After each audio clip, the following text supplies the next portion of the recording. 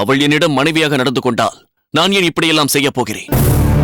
உங்கள் கருத்திற்கு மதிப்பளித்துதான் நான் அவளை ஏற்றுக்கொண்டேன். ஆனால் மறுநாளே ஆதப்பன் விஷயத்தில் நானும் தவறு செய்து விட்டதாக கருதி என்னை அவள் புறக்கணிக்க தொடங்கிவிட்டாள். எவ்வளவு சொன்னாலும் புரிந்து கொள்ளாமல் என்னை தொடாதே என்று சொல்லிவிட்டாள். இப்படிப்பட்டவளுக்காக நான் எதற்காக காத்திருக்க வேண்டும்? வைரமுத்தா, கல்யாணி தவறாக புரிந்து கொண்டு என்னை கூட அலட்சியம் செய்கிறாள். அதற்காக நீ இப்படி செய்யலாமா?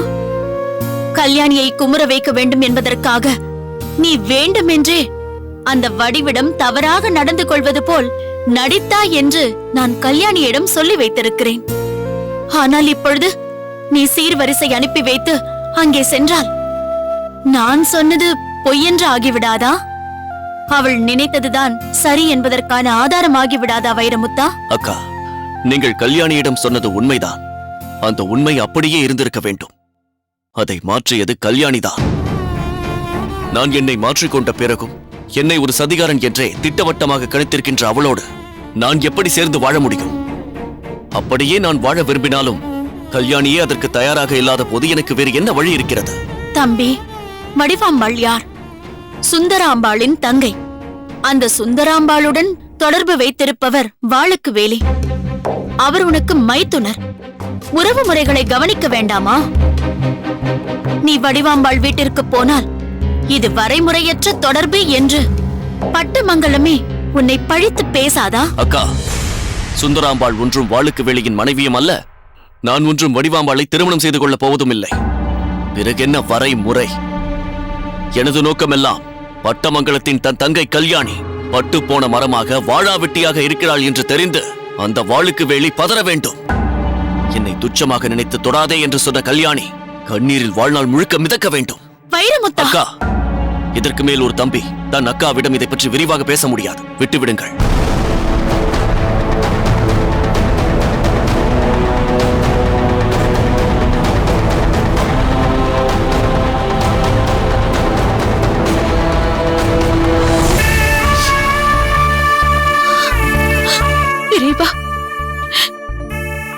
எனக்கு ஏன் இந்த சோதனை? என் பிரச்சனை என்னோடு போகாமல் என்ன வரையும் அந்த சோதனைக்கு உள்ளாக்கி விட்டாயே. வடிவு சொன்ன நிபந்தனையை அவரிடம் நான் எப்படி சொல்ல போகிறேன்?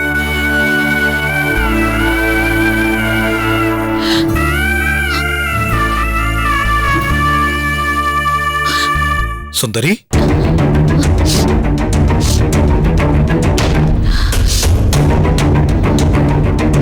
சுந்தரி, என்ன நேர்ந்தது? ஒன்றுமில்லை என்று உன் வாய்தான் சொல்கிறது.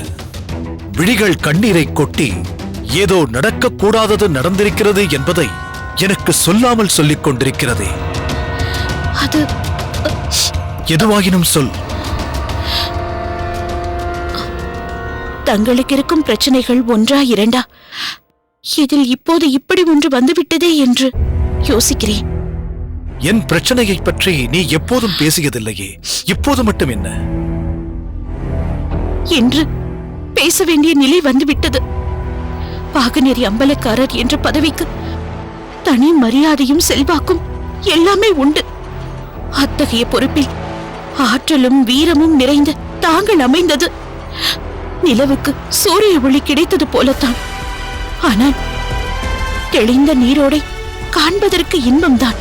காண்போர் கவியராயின் கவிதைகள் படைப்பர், ஓவியராயின் அழகிய சித்திரங்கள் வரைவர்.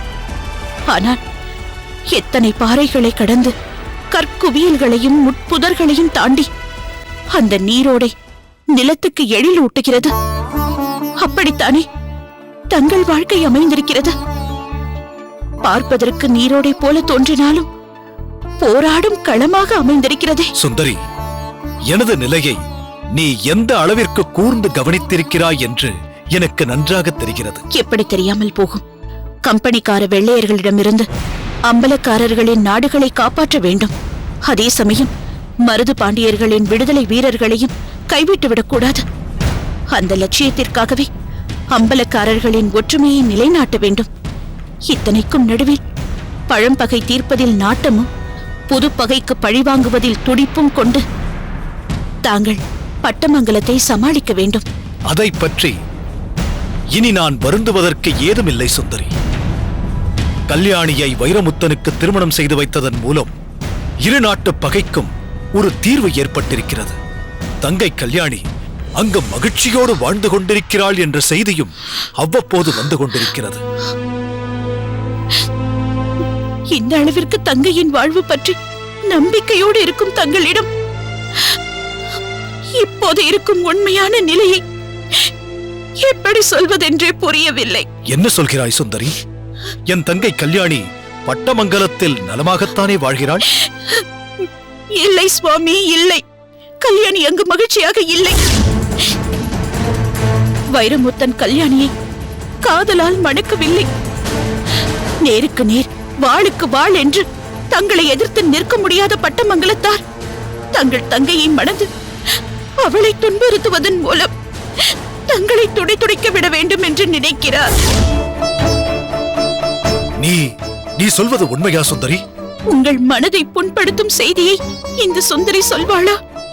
இனியாவது தாங்கள் தங்கள் நிலையை உணர வேண்டும் என்பதற்காகத்தான் சொல்கிறேன். வைரமுத்தன் இப்படிப்பட்ட கொடுமையை செய்வான் என்று நான் எதிர்பார்க்கவே இல்லை. இதற்கே இப்படி திகைத்து போய்விட்டீர்களே. இதற்கும் மேலே இன்றைய தினம் அந்த வைரமுத்தன் செய்ய தீர்மானித்திருக்கும் மற்றொரு செயலை கேள்விப்பட்டால் என்ன சொல்வீர்கள்? என்ன செய்ய போகிறான்? என் தங்கை வடிவாம்பாளின் வீட்டிற்கு தனது சீர்வரிசைகளை அனுப்புவதோடு தானும் அங்கு போக போகிறார். சுந்தரி,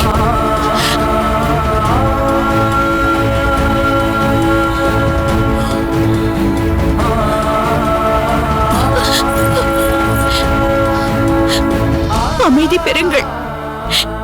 நீங்களே இப்படி தளர்ந்து போகலாமா? இப்படி ஒரு விபரீதமான செய்தியை கேட்ட பின்னால் என்னால் எப்படி அமைதியாக இருக்க முடியும்? வைரமுத்தனுக்கும் வடிவுக்கும் என்ன சம்பந்தம்? இது எப்படி நிகழ்ந்தது? கல்யாணிக்கு துணையாக வடிவை நீங்கள் பட்டமங்கலத்திற்கு அனுப்பி வைத்தீர்களே, அப்போது நடந்தது. முதலிரவன்றே கல்யாணியை புறக்கணித்து விட்டு வடிவை தேடி சென்றிருக்கிறான் வைரமுத்தன்.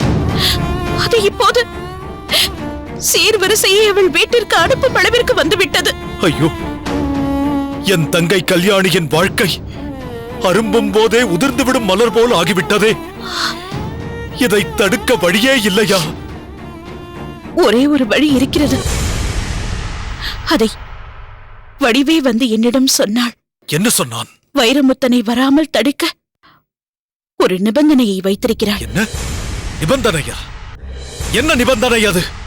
நீ என்ன செய்ய வேண்டும் என்கிறாள்? உங்களை நான் அவளுக்கு விட்டுக் கொடுக்க வேண்டுமாம். நீங்கள் அவளை ஏற்றுக்கொள்ள வேண்டும் என்கிறாள்.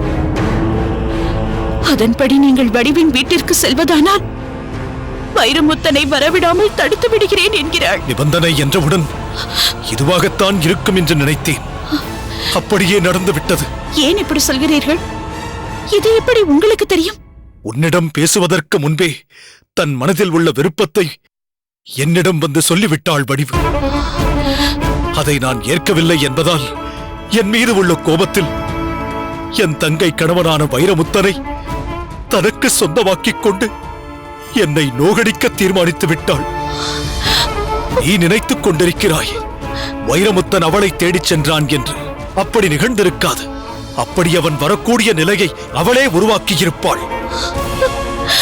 வடிவை பொறுத்தவரை நீயும் நானும் ஒன்று சேரக்கூடாது. அதுதான் முக்கியம். அதற்காக அவள் எந்த எல்லைக்கும் செல்ல தயங்க மாட்டாள். இவ்வளவு நடந்திருக்கிறதா? அதெல்லாம் போகட்டும். இப்பொழுது நாம் என்ன செய்ய போகிறோம்? என்ன செய்ய வேண்டும் என்கிறாய்?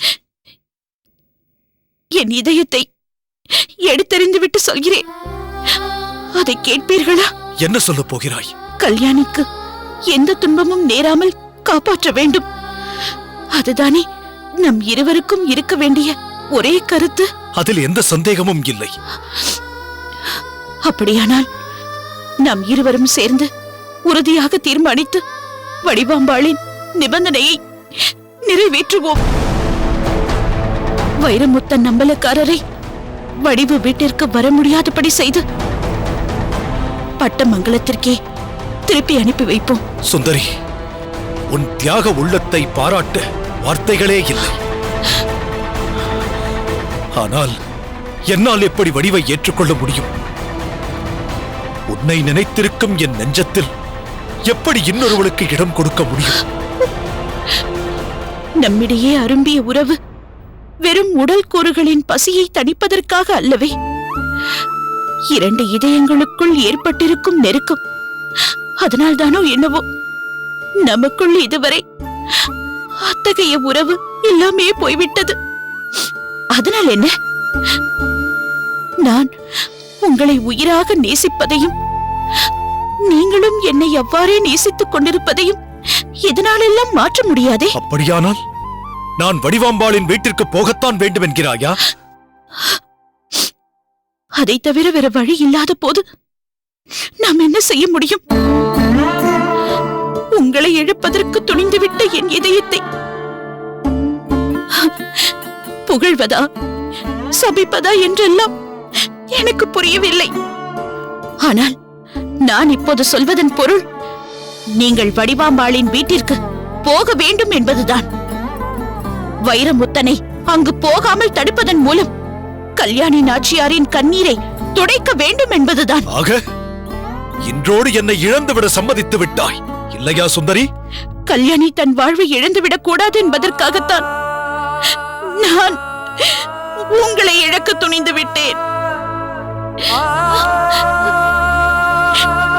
தயவு செய்து என்ன முடிவெடுத்திருக்கிறீர்கள் என்பதை இப்பொழுதே என்னிடம் சொல்லிவிட்டு செல்லுங்கள். எனக்கே இப்போது இதற்கான விடை தெரியவில்லை சுந்தரி. அதனால் இப்போது என்னால் எதுவும் சொல்ல முடியாது.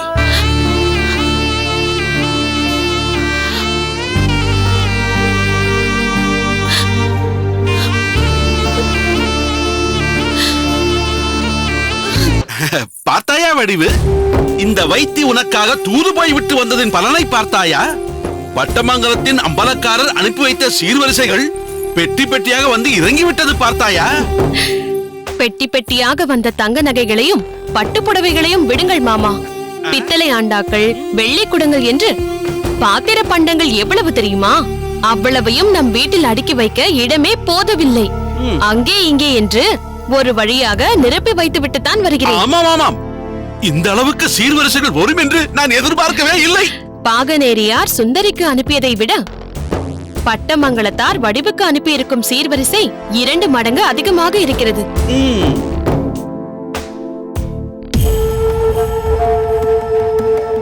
என்ன வடிவு, நாங்கள் இருவரும் வந்த சீர்வரிசைகளை பார்த்து பிரமித்து போயிருக்கிறோம். நீ அதை பற்றி நினைவே இல்லாமல் இருக்கிறாயே. எனக்கு இதில் எந்த பிரமிப்பும் இல்லை. அம்பலக்காரர் ஒருவர் இந்த அளவுக்கு சீர்வரிசை அனுப்பியதில் ஆச்சரியம் ஒன்றும் இல்லை. என்ன இப்படி சொல்லிவிட்டாய்?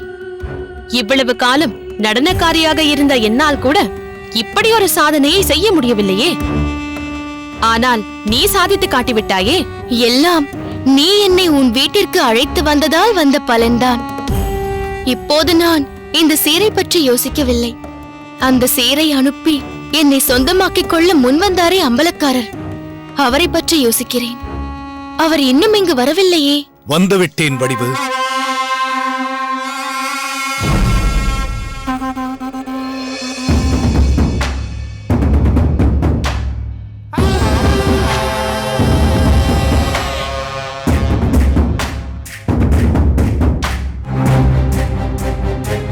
வாருங்கள், வர வேண்டும் வர வேண்டும். பாகனேரி அம்பலக்காரர் இந்த சின்ன குடிலுக்கு வந்தது மட்டற்ற மகிழ்ச்சி. வாருங்கள் வாருங்கள் வாருங்கள் வாருங்கள். இவள் வனிதாமணி. வணக்கம். வணக்கம். கேள்விப்பட்டிருக்கிறேன். என்ன வடிவு, பேச்சற்று நின்று விட்டாய்? எப்படி இருக்கிறாய்? என்னால் நம்பவே முடியவில்லை.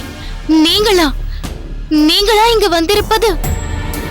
என்ன வடிவு, பாகனேரி அம்பலக்காரரை பார்த்துவிட்டு நீங்கள் தானே என்று கேட்கிறாய்?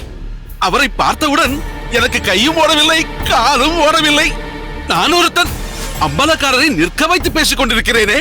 இருங்கள், நீங்கள் அமர நாற்காலி கொண்டு வருகிறேன். வேண்டாம் வேண்டாம், அடடடடா, இந்த வீட்டில் அதிசயத்துக்கு மேல் அதிசயம் நடந்து கொண்டிருக்கிறதே. பட்டமங்கலத்தார் சீர் அனுப்பி இருக்கிறார், பாகனேரியாரோ நேரில் வந்திருக்கிறார். அதுதான் எனக்கு குழப்பமாக இருக்கிறது. என்னை தேடி ஏன் வந்திருக்கிறார் என்று புரியவில்லை. என்ன வடிவு, இப்படி பேசுகிறாய்? இன்னுமா புரியவில்லை? நான் உனக்காகத்தான் வந்தேன், உன்னுடையவனாக வந்திருக்கிறேன்.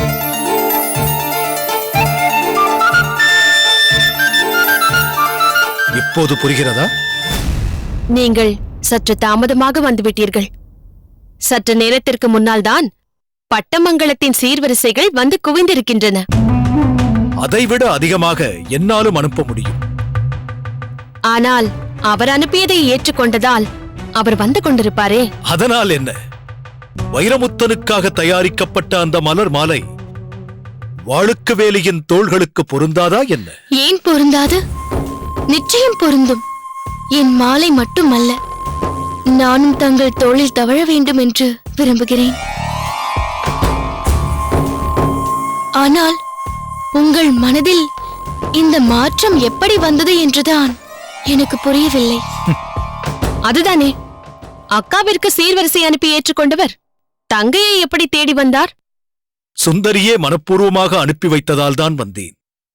எந்த காயை எந்த பக்கம் நகர்த்தினால் எது விழும் என்பது வடிவுக்கு நன்றாகவே தெரியும்.